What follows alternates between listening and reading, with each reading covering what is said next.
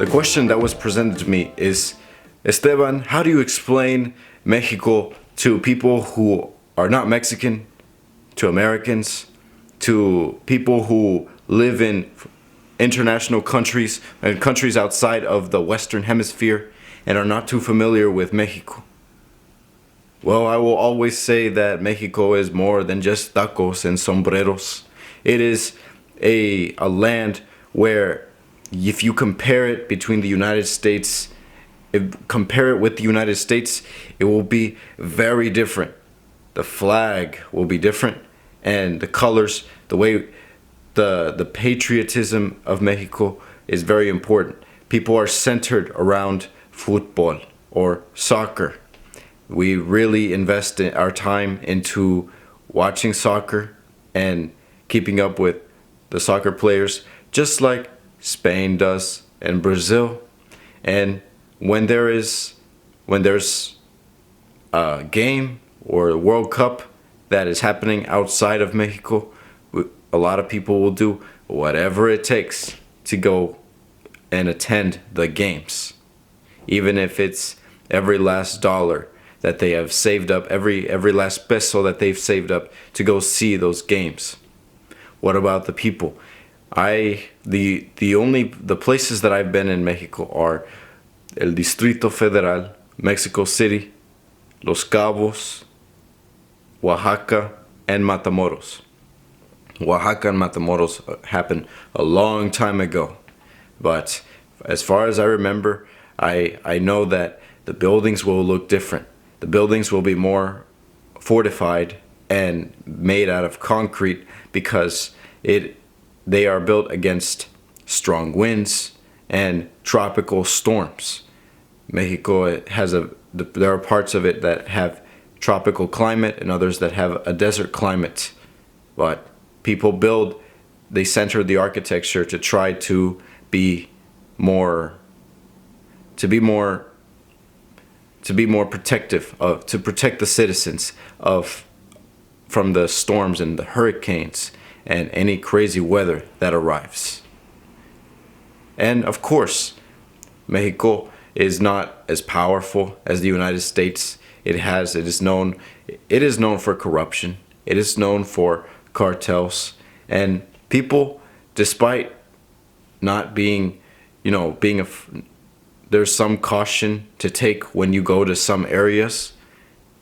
I think Mexico, I would argue that it is very safe to be there. It is very safe to be there as long as you are smart and have common sense and know where you are going. I don't get to go out a lot, as when I'm traveling with my mother. I try to be aware of my surroundings, but I do the same thing in the United States. When I go out and I go to the store or I go to some place, I've been to parts of Dallas where I know I have to be more cautious of what I do and where I go and how I interact. Watching my body language. I actually think in Mexico, I trust the people more out there than I trust the people in the United States. I have a soft spot for my people. I feel that I understand them, and I've associated my culture to be more Mexican than to be American. It's a mix of both. I'm sure a lot of people who are Mexican but born in the United States can affiliate with that. They can vibe with that statement. But when I've gone to this country, I understand how deep the Catholicism is there as well. I was in what is called La Villa, where they have the first church, a very old church where it was built around the Virgin Mary of Guadalupe. I'm sure you're familiar with this picture. And it was one of the most beautiful buildings I've seen in my life. And it really established the character of what Mexico is supposed to be, of what this country stands for.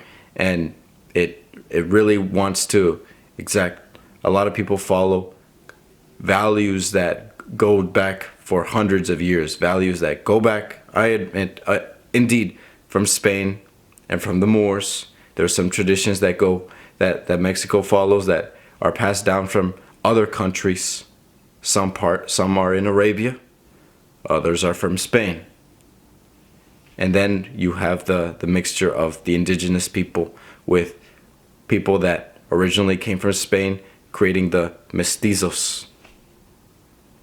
There's all sorts of colors to see in Mexico. And when you wanna travel there, sure, you'll find some of the most colorful, bright, and amazing people who are full of emotion, full of life, and will give you a good time. This is Estebanation.